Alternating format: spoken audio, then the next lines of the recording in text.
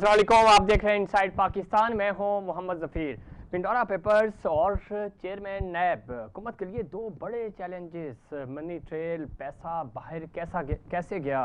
पिंडोरा papers तहकीकात इमरान खान के लिए टेस्ट केस होंगी और दूसरी तरफ चेयरमैन नैब का जो मामला है, इमरान खान अपोजिशन लीडर से मुशावरत करेंगे। क्या अपोजिशन लीडर भी मुशावरत के लिए तैयार हैं या नहीं। हुकूमती जो वज़रा हैं उनके बयानात में तज़ाद क्यों है। और पाकिस्तान पीपल्स पार्टी के चेयरमैन बिलावल भुट्टो कहते हैं कि इस हुकूमत ने महंगाई से अवाम का जीना महाल कर दिया है और नाहल हुकूमत है, 3 साल में कुछ नहीं कर सकी और अब अगले 2 साल में भी इन्होंने कुछ नहीं करना। बेहतर ये होगा कि वज़ीर-ए-आज़म को घर जाना चाहिए। और पिंडोरा पेपर्स में भी उन्होंने ये कहा है कि तहकीकात होनी चाहिए, चूँकि वज़ीर-ए-आज़म की कैबिनेट इसमें इन्वॉल्व है और हम जो वज़ीर-ए-आज़म ने आला सतही सेल बनाया है उसको भी हम मुस्तरद करते हैं। दूसरी तरफ फवाद चौधरी कह रहे हैं कि हिज़्ब इख्तिलाफ को अपोजिशन लीडर तब्दील करना चाहिए ताकि हम मशावरत कर सकें। वज़ीर-ए-आज़म बार बार ये कह रहे हैं कि तहकीकात में पिंडोरा पेपर्स में जो तहकीकात होंगी उसमें क्लियर होने वालों के खिलाफ कार्रवाई नहीं होगी, लेकिन ये जज कौन करेगा और इसका फ़ैसला कौन करेगा, सबसे बड़ा सवाल ये है। और शहरी रहमान कह रही हैं कि हुकूमत अपने लोगों की तफ्तीश कैसे कर सकती है। बिल्कुल ये वो सवाल है जो तमाम लोग और ख़ास तौर पर वज़ीर-ए-आज़म इमरान खान साहब ख़ुद ये बात कहते थे 2018 यानी इलेक्शन से पहले कि आप पे अगर कोई जुर्म, कोई इल्ज़ाम लगता है, जब तक वो साबित नहीं होता उससे पहले आपको इस्तीफ़ा दे देना चाहिए, अपनी पोजीशन से अलग हो जाना चाहिए। लेकिन यही फार्मूला आज क्यों इस्तेमाल नहीं हो रहा। और ख़ास तौर पे जब तहकीकात की बात हो रही है, नैब की बात हो रही है, तो चेयरमैन नैब के वाले से हुकूमत को क्यों एक्सटेंशन की याद आई, इस पर बात करेंगे। हमारे साथ स्टूडियो में मौजूद हैं जनाब यासीन आज़ाद साहब, सीनियर रहनुमा हैं मुस्लिम लीग नून के और मुमताज़ कानूनदान हैं। और ख़ास तौर पे वकला तहरीक की अगर हम बात करें, कानून की बालादस्ती की बात करें तो उसके लिए हमेशा आवाज़ उठाते हैं। बहुत शुक्रिया यासीन साहब, खुश आमदीद कहते हैं आपको प्रोग्राम में। और हमारे साथ वीडियो लिंक पे मौजूद हैं मोहतरमा उज़्मा करदार साहिबा, MPA हैं पाकिस्तान तहरीक इंसाफ से। उज़्मा, आपको भी खुश आमदीद कहते हैं शो में। डॉक्टर शाजिया सोबिया साहिबा हमारे साथ MNA हैं पाकिस्तान पीपल्स पार्टी से। डॉक्टर साहिबा, आपको भी प्रोग्राम में खुश आमदीद कहते हैं। और डॉक्टर शाहिद हसन सिद्दीकी साहब हमें ज्वाइन करेंगे, हमारे माहिर हैं माशी अमूर के और ख़ास तौर पे पैनामा पेपर्स पे भी उनकी बड़ी ज़बरदस्त तजज़िये होते थे, रिसर्च, और इस पर भी उनका ओपिनियन लेंगे। और senior ranking person Hussain Thebo साहब भी हमें वीडियो लिंक पे ज्वाइन करेंगे। और थोड़ी देर में उज़्मा करदार साहिबा, उज़्मा फारूकी साहिबा भी हमारे साथ मौजूद होंगी। यासीन साहब, गुफ्तगू का आगाज़ आपसे करेंगे। किस तरह देखते हैं, सबसे पहले तो चूँकि पैनामा पेपर्स में एक वज़ीर-ए-आज़म घर गया और उसमें भी तकरीबन 400 से लगभग पाकिस्तानियों के नाम थे और हमें जो याद पड़ता है एक ही केस, यानी पूरे 400 में नवाज शरीफ साहब का नाम ही सामने आया और उन्हीं पे तहकीकात हुई, उन्हीं को घर भेजा गया। इस मामले में आप क्या देखते हैं? 700 पाकिस्तानी हैं और उसमें वज़रा भी शामिल हैं, हुकूमती हैं, मोहदेदारान इसमें शामिल हैं, बिज़नेस कम्युनिटी है, उसके अलावा ब्यूरोक्रेट्स हैं। इस पूरे मामले को आप क्या देखते हैं? हम कंपैरिजन कर सकते हैं इसको पैनामा के साथ? देखें, PTI की हुकूमत को तकरीबन 3 साल से ज़्यादा अरसा हो गया।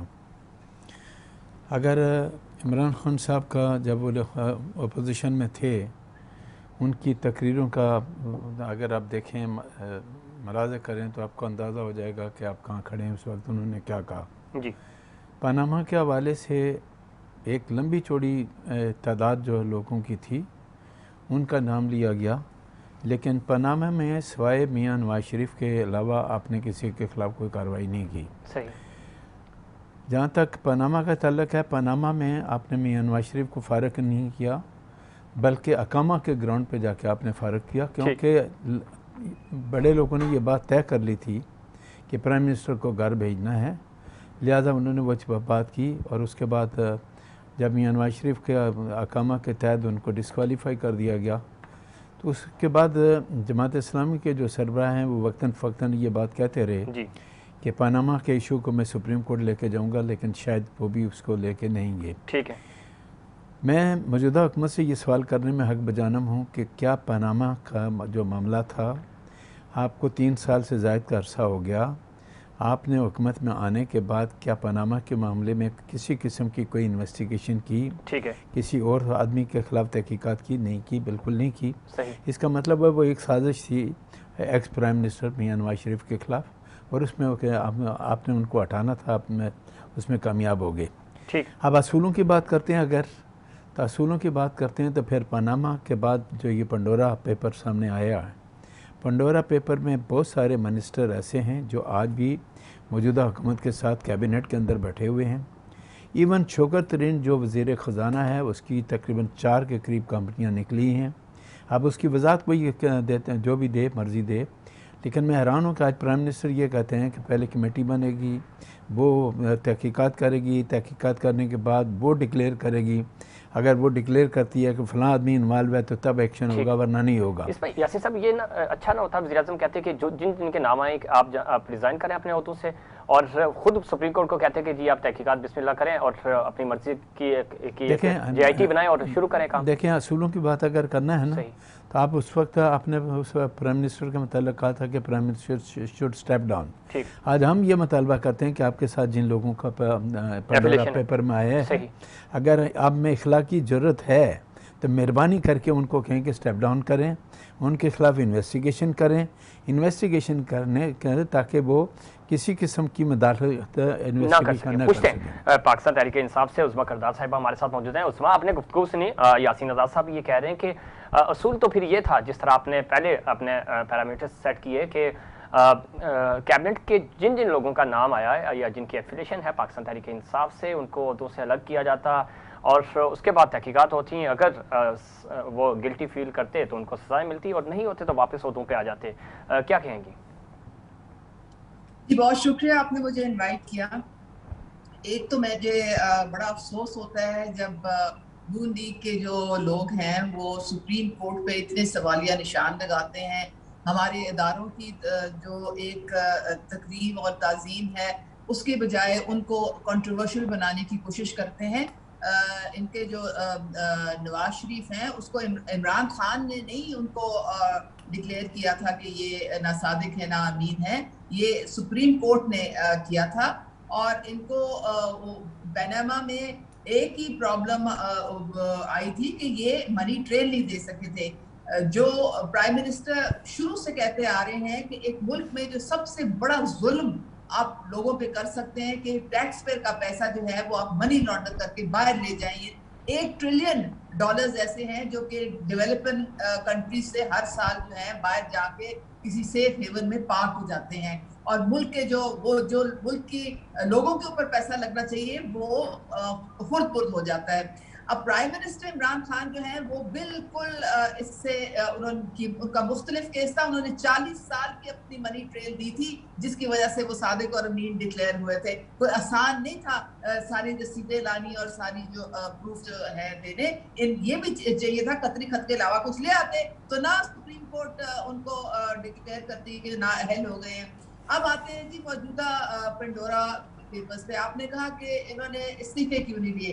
देखें जी, जैसे ही ये नाम अनाउंस हुए हैं प्राइम मिनिस्टर ने फौरन कैबिनेट मीटिंग कॉल कर ली है और अपने तमाम वज़रा से कहा है कि आप अपनी अपनी रिपोर्ट दें मुझे, और अगर किसी ने गलत बयानी की तो उसके खिलाफ सख्त एक्शन लिया जाएगा। फौरन एक कमेटी बन चुकी है जिसके सरबराह प्राइम मिनिस्टर खुद हैं, उसमें IB है, उसमें FIA है, उसमें FBR है। सारी जो इन्वेस्टिगेशन है वो मनोअन होएगी और उसके ऊपर एक्शन लिया जाएगा। अब 2-3 जो हमारे जो गुजरा जिस शौकत तरीन की इन्होंने मिसाल दी, देखें offshore company in itself illegal नहीं है, लेकिन अगर आप उसका हिसाब ना दे सकें कि जो उसमें पैसे आपने जो सारी उसमें इन्वेस्टमेंट्स की हैं वो कहां से आई हैं। बिल्कुल ठीक है उस्मा करदार साहिबा, आप जो बात कर रही हैं, लेकिन वो साबित भी तो करनी है। इसी चीज को साबित करने के लिए जो सेल बनाया गया है ये गैर मुतनाज़ से उस वक्त होता जब अपोजिशन या दूसरे लोगों के तहफ़्फ़ुज़ात दूर होते, और ख़ास तौर पे आप इन लोगों को कहते हैं कि भाई ठीक है 1 महीने के लिए आप अपनी अपनी वजारतों से अलग हो जाएं, तहकीकात होंगी, जो सच का सच सामने आ जाएगा और पता चल जाएगा। लेकिन देखे ना, अब खाली एक, अब जिस तरह मैं शौकत तरीन की आपको मिसाल देती हूँ, 2013-14 में वो सिल्क बैंक को हेड कर रहे थे। उस वक्त एक बिजनेस प्रोपोजिशन आई उन लोगों की तरफ से, और उन्होंने जो कंपनीज बनाई, वो उसका सारा रिकॉर्ड स्टेट बैंक के पास मौजूद है। और उन कंपनीज को बाद में रैप अप कर दिया गया, ना कोई उनके अकाउंट खुले, ना कोई उनमें ट्रांजैक्शन हुई। तो अब इसका मामला है कि ये कोई ढकी छुपी तो नहीं है, ये तो सारा इसका रिकॉर्ड है। उसका अगर कोई ट्रांजैक्शन होती वो तब भी उसका रिकॉर्ड होता, लेकिन कोई हो ही नहीं। तो अब इसलिए, अब जस्ट बिकॉज वो एक बड़ी थी एक जमाने में, चूंकि वो हेड थे सिल्क बैंक, इसका मतलब ये तो नहीं कि वो इस्तीफा दे दें भाई, उसकी कोई बेसिस भी तो होती है। और ये सारी रिपोर्ट जो प्राइम मिनिस्टर जो है उसको जब चेक करवाएंगे, और अगर स्टेट बैंक से पता चला कि इसमें कोई गलत बयानी है, फिर सर्जिश और एक्शन शुरू होगी। ऐसे तो नहीं आप उठा के किसी को कहते ना आप घर चले जाएं। अब अलीम खान कह रहे हैं कि जी ये वही कंपनी है जो 15 साल से इलेक्शन कमीशन के पास डिक्लेयर्ड है। तो अब ये अगर वो कह रहे हैं, तो ये जब चेकिंग होगी, अगर उन्होंने गलत बयानी की तो फिर उनको जाहिर है इस्तीफा देना पड़ेगा। ठीक, डॉक्टर शाजिया सोबिया साहिबा, आप किस तरह देखती हैं, चूंकि पाकिस्तान पीपल्स पार्टी जो है वो मुस्तरद करती है इस तहकीकाती सेल को भी, और दूसरी तरफ आपके चेयरमैन बिलावल भुट्टो साहब कह रहे हैं कि चूँकि इतनी ज़्यादा महंगाई हो चुकी है और 3 सालों में ये हुकूमत महंगाई के अलावा इन्होंने कुछ किया ही नहीं, अगले 2 सालों में ये क्या सरप्राइज़ देंगे, तो इनको बेहतर ये होगा कि घर चले जाएँ। किस तरह कहेंगी, क्या कहेंगी खासतौर पर पेंडोरा पेपर्स का जो सेल बनाया गया तहकीकाती, उसको आप मुस्तरद कर रहे हैं? बिस्मिल्लाह, थैंक यू सफ़ीर। सबसे पहली बात तो ये है कि अगर आप वो गोल्डन वर्ड जो जैसे अकबाल ज़रीन कहते हैं, वो अगर आप प्राइम मिनिस्टर साहब के, मौजूदा प्राइम मिनिस्टर साहब के निकाल के देखें कि वो पुराने लोगों के लिए या पिछली गवर्नमेंट के लिए क्या कहते थे, तो फिर आप मेरे ख्याल में क्लियर हो जाएगा कि उनकी तब की स्टेटमेंट और अब की स्टेटमेंट कितना डिफरेंस है। सबसे पहली बात तो ये है कि वो कहते थे कि जब पनामा पेपर्स आए थे तो उन्होंने कहा था कि आप स्टेप डाउन कर लें और तहकीकात जो है वो कोर्ट कर लेंगी या इदारे कर लेंगे।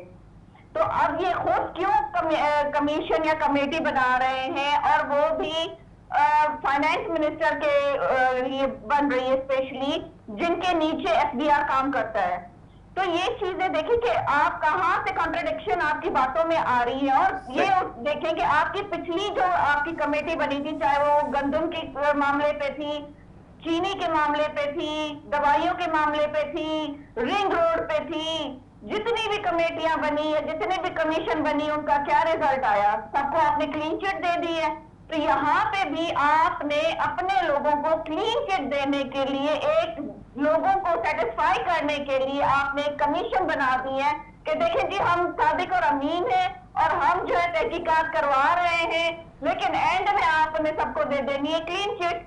क्योंकि आप अगर देखें कि पानामा पेपर्स में जुल्फी बुखारी और उद्मा खान के नाम थे, तो उनको क्यों नहीं हाईलाइट किया गया था? और जुल्फी बुखारी ब्लैक लिस्ट में होते हुए उनका एयरपोर्ट पर बैठे बैठे नाम जो है वो निकल आता है ब्लैक लिस्ट से, और वो उम्रा करने चले जाते हैं, फिर वो स्पेशल एडवाइजर भी बन जाते हैं, और ओवरसीज के बनते हैं, और टूरिज्म के बनते हैं, टूरिज्म का पूरा बेड़ा गर्क करके चले जाते हैं। जब रिंग रोड करप्शन में उनका नाम आता है तो उनको क्लीन चिट दे के घर भेज दिया जाता है। ठीक है, तो इसमें शर्जील नाम मेमन का नाम भी तो आया, तो फिर उस पर क्या कहेंगे आप? तो देखिए ना, कमीशन बनी है, तहकीकात हो, जो जिसके पास जो एविडेंस है वो खुद ही उस चीज को क्लियर करेंगे। ठीक है, डॉक्टर साहब लाइन पे रहिएगा। यासीन आजाद साहब किस तरह देखते हैं? एक तो चूंकि बार बार ये कहा जा रहा है कि डिपेंड करता है कि वो लीगल स्टेटस उनका क्या है। अगर तो उन्होंने अपने एक तो फाइल्स में शो किया है इलेक्शन कमीशन में, अगर उन्होंने अपने असासों में ये चीज़ बताई है कि उनकी ऑफशोर कंपनीज हैं, तो लीगल स्टेटस इसका क्या होगा, जिसकी तरफ उज़्मा करदार भी कह रही है कि शौकत तरीन साहब ने तो डिक्लेयर की हुई थी। तो अगर डिक्लेयर्ड हैं, लेकिन डिक्लेयर होने के साथ साथ ये भी तो बताना होता है ना कि पैसा ये कमाया कहाँ से है। अगर 2 नंबर पैसा है, अगर ये ब्लैक का पैसा है, तो फिर भी आप पे तो जुर्म आयद होता है। देखें, जहाँ तक उज़्मा साहिबा का कहना है कि उन्होंने FBR में ये मामला डिक्लेयर किया हुआ है। सही। मेरी समझ में नहीं आया कि पंडोरा बॉक्स का पेपर कल आया जी। और मैडम के पास सारी मालूमात आ गई हैं कि उन्होंने डिक्लेयर किया हुआ है। सही। यहाँ तो पार्टी के लोग एक दूसरे का ब्रीफ होल्ड करते हैं और उनको प्रोटेक्ट करने की कोशिश करते हैं। ठीक।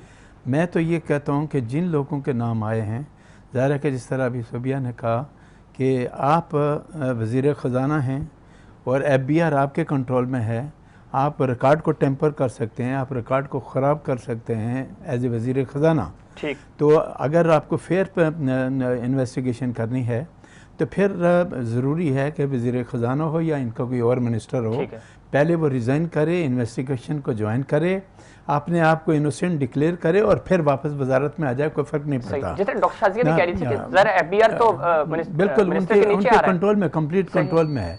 तो अब इन हालात में जब ये जो सूरत हाल सामने आ रही है, ऐसी सूरत में आप इन्वेस्टिगेशन के लिए क्यों तैयार नहीं, अपने मिनिस्टर को ये कहने के लिए तैयार क्यों नहीं है कि वो छोड़ दें?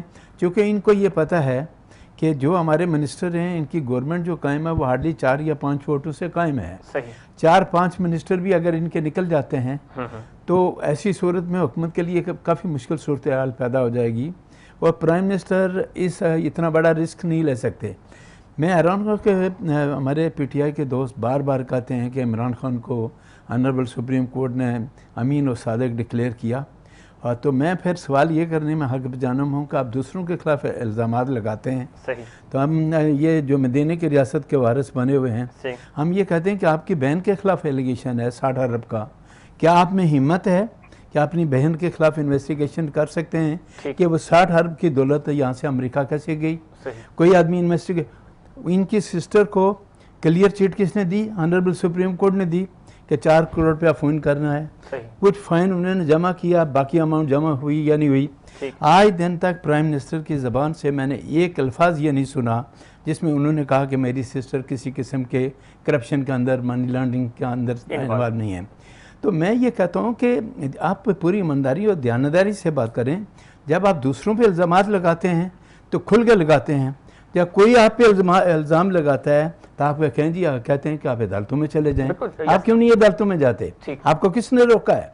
सवाल ये पता होता है कि इन्वेस्टिगेशन करने का एहतसाब का जो अमल है, जिस तरह तोशा खाना है, आपने यूसुफ रज़ा गिलानी के खिलाफ हार के मामले में केस बनाया, ठीक है, मियां नवाज शरीफ के लिए गाड़ी का बना लिया, आपके खिलाफ 15 करोड़ की घड़ी का मामला है और बहुत सारे। तो आप वही लेटर ला के लोगों को दिखा रहे हैं जो नवाज शरीफ का लेटर था कि इसके मुताबिक हम दिखाने के काबिल नहीं हैं। तो मैं कहता हूँ कि आप वाकई अगर अमीन और सादिक हैं तो 3 साल 3.5 साल में आपको जितने तोहफे मिले हैं पूरी दुनिया से वो डिस्क्लोज कर दें ना।